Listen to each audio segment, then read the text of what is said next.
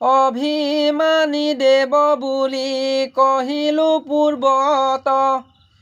যাক বুলি অভিমানী শুনা কহো তত্ৰ স্বৰূপত যাক বোলে দুগোটা অয়ন গোটকে দক্ষিণ জ্বালা আৰু উটায়ন অৰ্থ নুবুজিয়া জানা কৰা সংশয় এতে নিজ অৰ্থ কহো শুনা ধনঞ্জয় যদি ভাল মতে তাৰ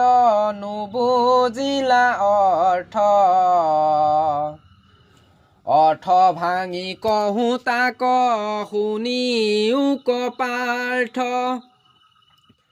প্ৰভূতি নিৰ্দক্ষিণায় জানা ধনঞ্জয় সংসাৰত দুখ পায়া মৰি উপজয় উটায়ন সূক্ষ্ম পক্ষ দিবা চন্দ্ৰজ্যোতি এহি চাৰি প্ৰকাশৰ বুলিবা মহামতি মুত বিনে আনে নাজানয় গৃহয় অৰ্থ ব্যক্ত কৰি কহো তাক শুনিও কপাৰ্থ নিবৃত্তি উটায়নৰ বোলে মহামতি যাক বুলি সত জ্ঞান হেহি চন্দ্ৰজ্যোতি এক মাংস ভিতৰত দুয়ো পক্ষ দেখি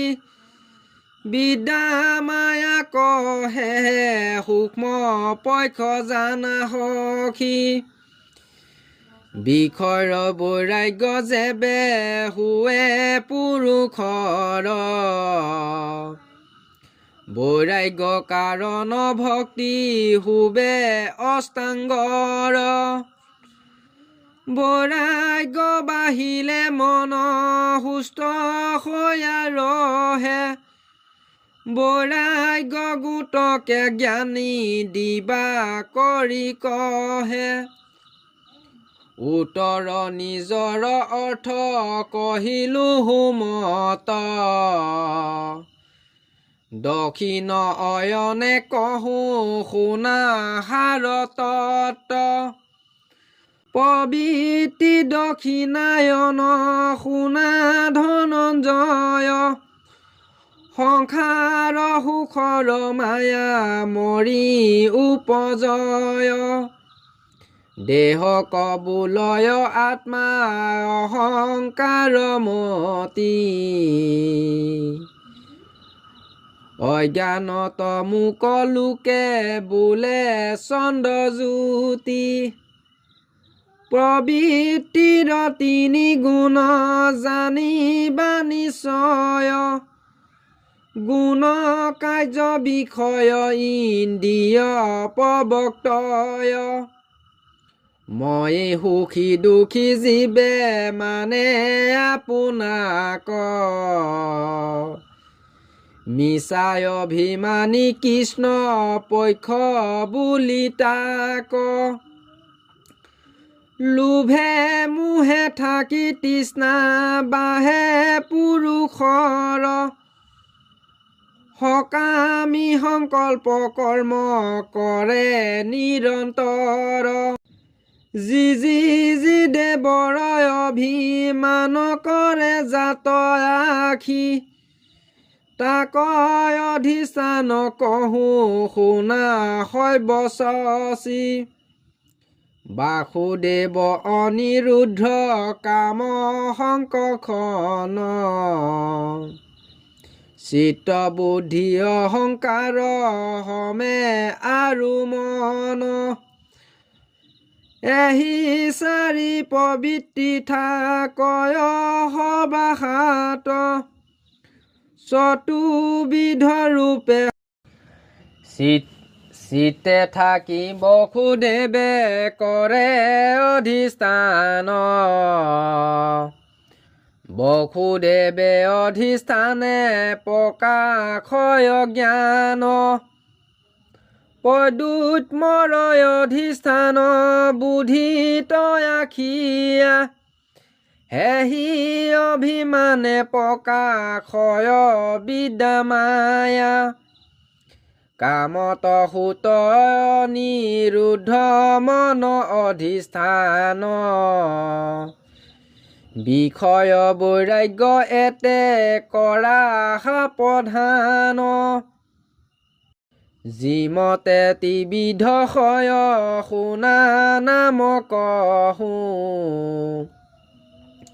জ্ঞানৰ যে অভিৰমান অপৰ যে মুহুৰ অজ্ঞান গোটকে চন্দ্ৰ জ্যোতি কৰি কয় অভিমানে কৃষ্ণ পক্ষে জানিবা নিশ্চয় বিষয় ভোগক পাই জানা এৰু নাম কৰ জোৰে কৰি পুনু কৰোঁ প্ৰণাম হে ৰাম হৰি কথা পবিত্ৰ কহয় তিনিজন কৃষ্ণ পহে কহে যিটো জনে কয় শ্ৰৱণ ইটো মুখ্য তিনিজনে সংসাৰ কুতৰে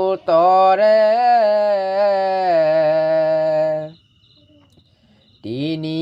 যে তিনি হাত পুৰুষ উদ্ধাৰে এৰা ভাত পুখি গোট কস্মৰে ৰাম হৰি আৰু জনে তাকে বুলি হাসে নিন্দা কৰি জীৱা হালবাই তাতে বোলে আৰু জনে বোলে হৰিস্মৰি বাতো নিন্দা কি কাৰণে ইজন মতো এহি বাক্য বুলি তিনি গৈলা হেহিটো সংস্কাৰে জন্মান্তৰে গতি ভৈলা হেনয় নামৰ মই কি কহিবু মহিমা ব্ৰহ্মা মহেশ্বৰ যাৰ নাপাবন্ত সীমা হে ৰাম নামৰ মহিমা মই কহিতে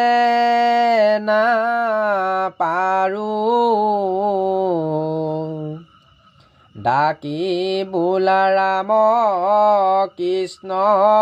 দান্তে তিন ধৰো জ্ঞানীৰ পৰম ধন গীতা শাস্ত্ৰ খান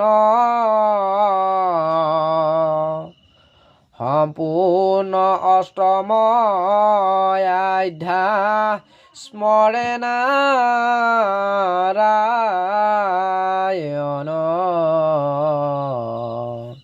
হৰি